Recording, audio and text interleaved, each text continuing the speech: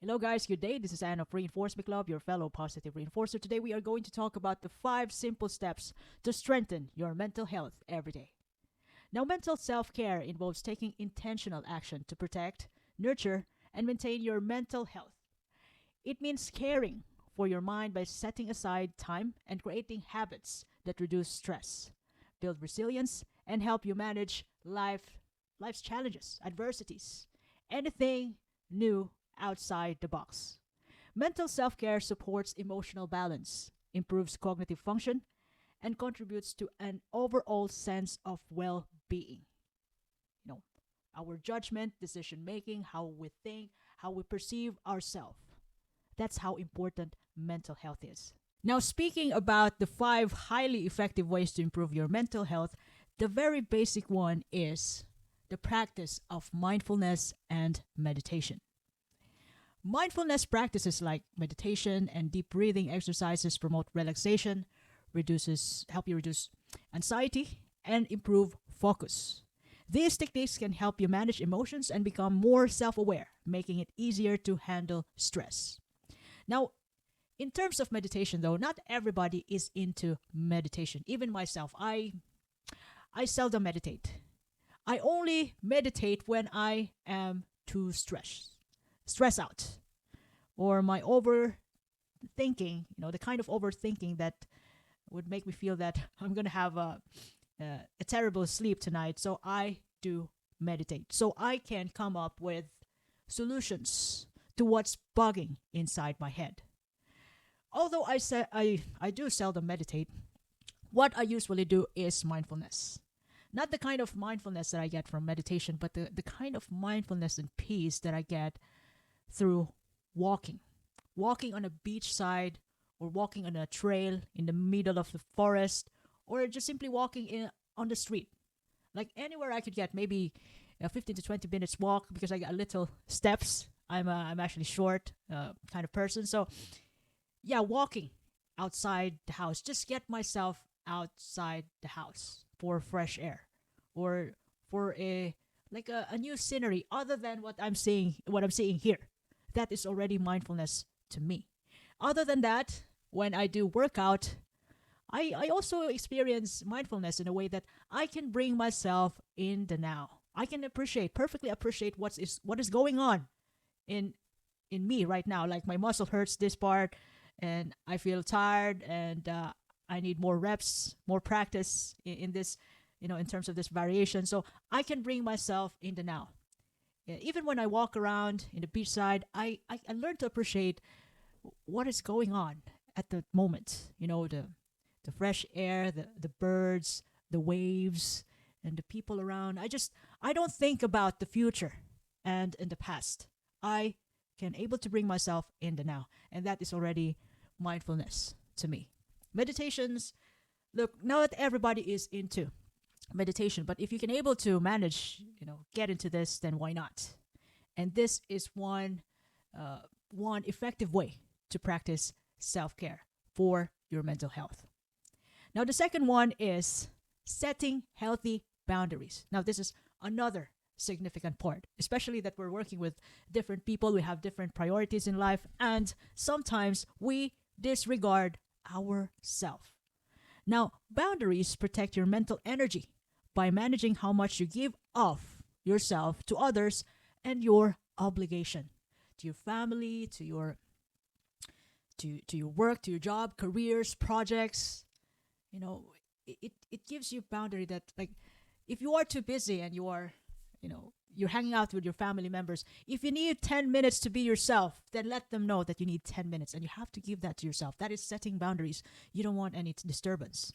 Now, boundaries are important because they prevent burnout and reduce stress, allowing us to spend time on things that nourishes us mentally, that will help us, refresh our mind.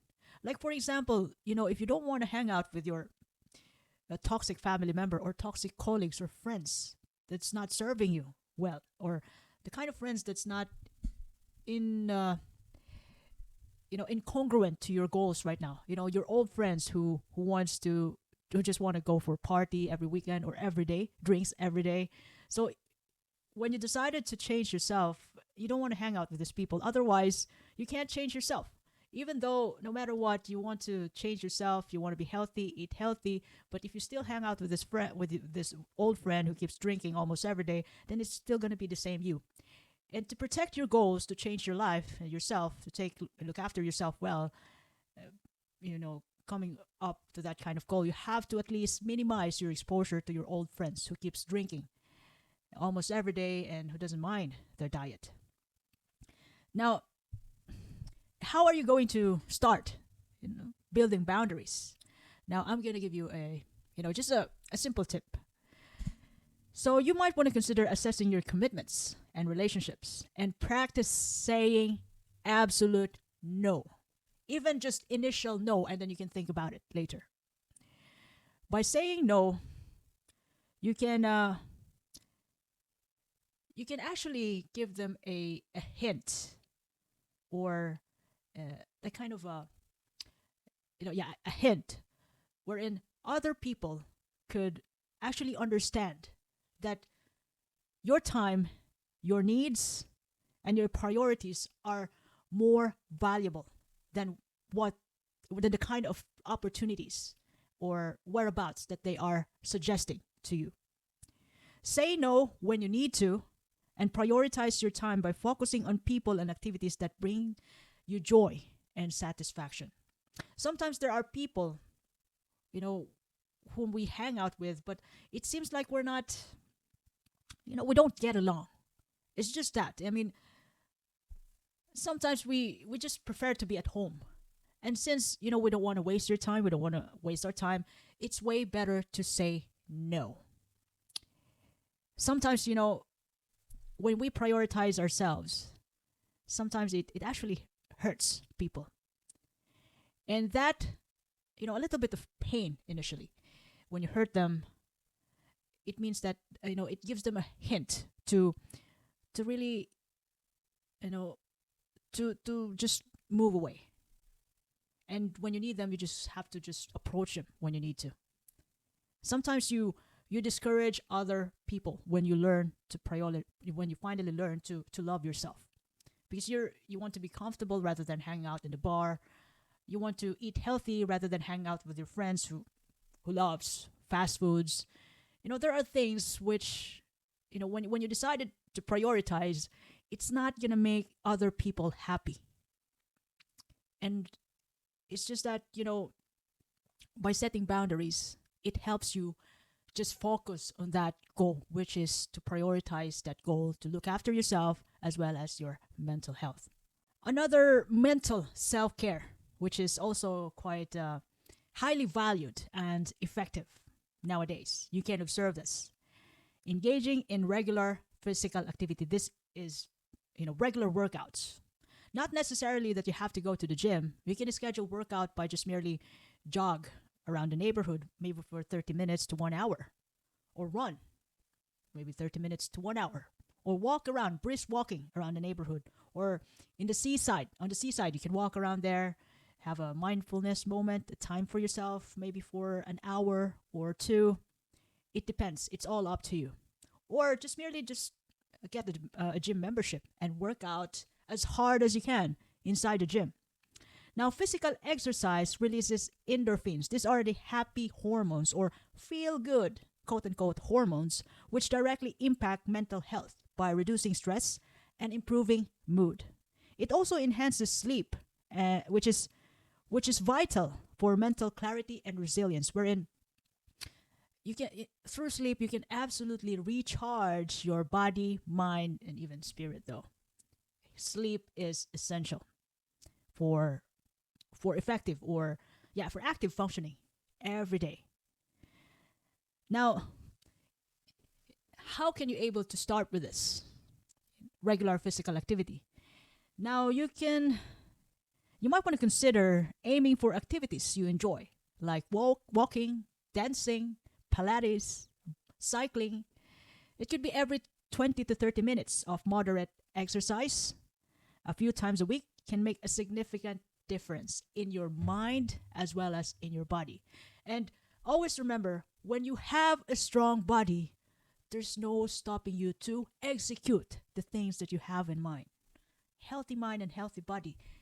When you use these two things, healthy mind, body, and spirit, and you use these three top things, then you can be unstoppable.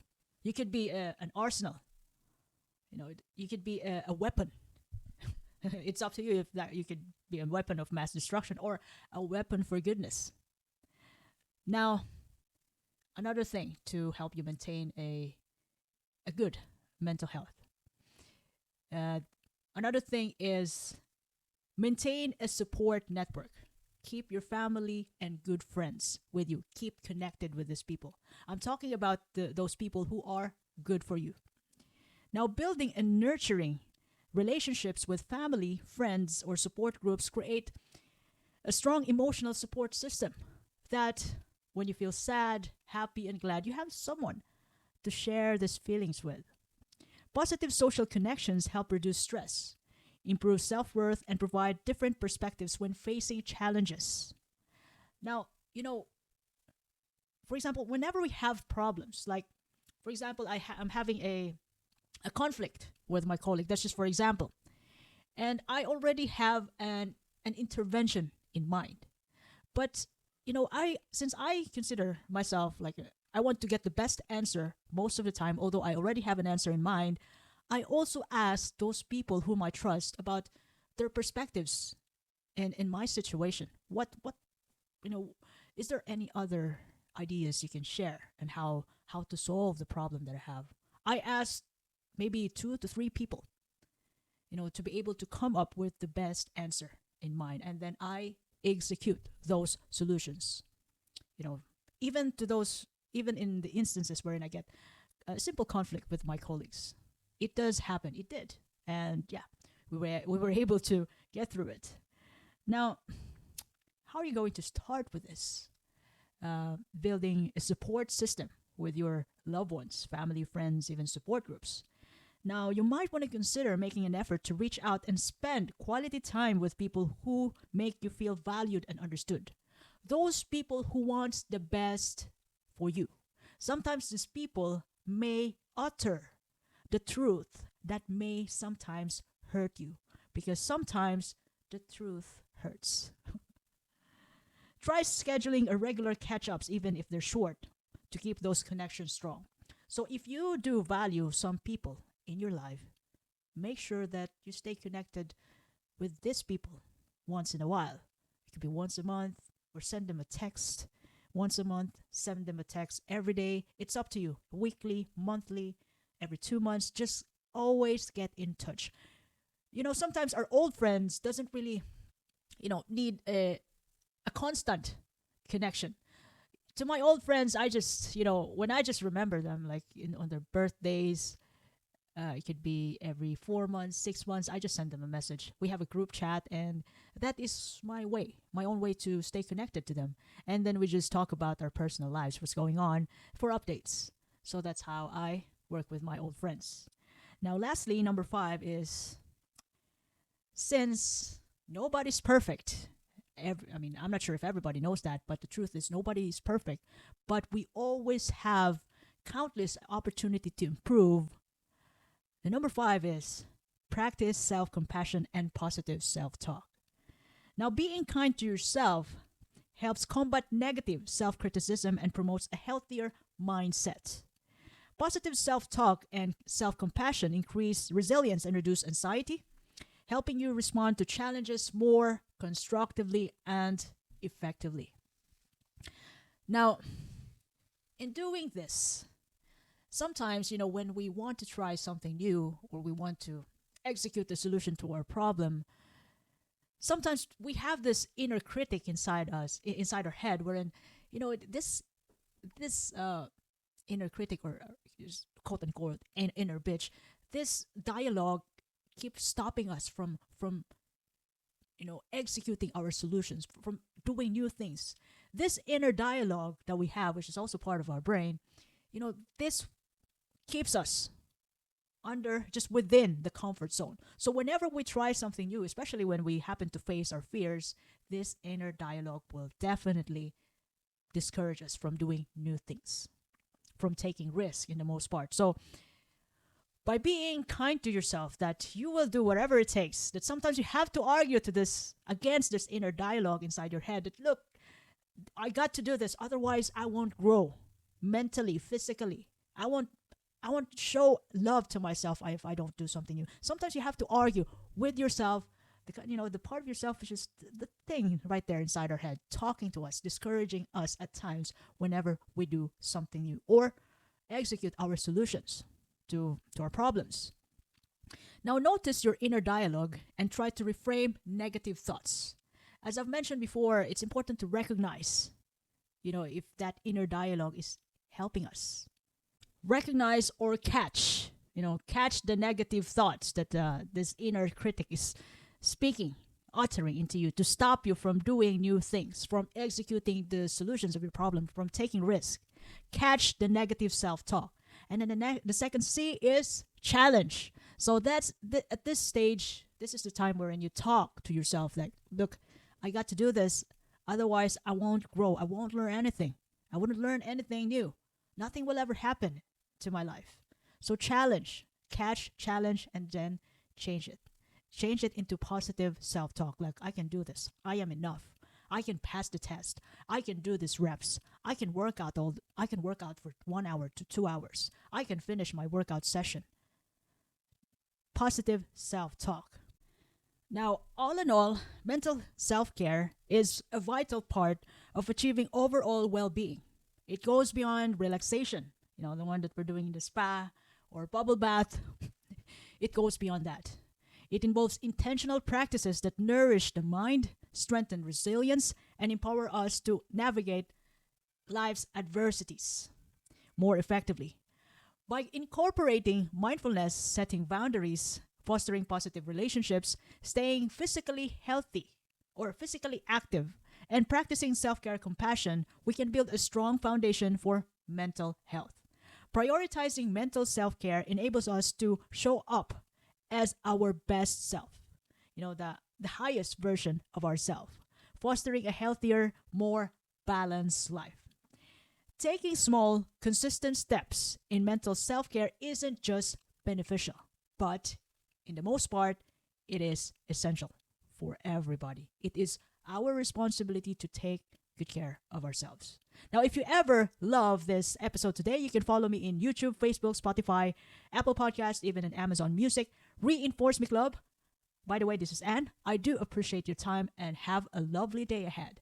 Thank you once again.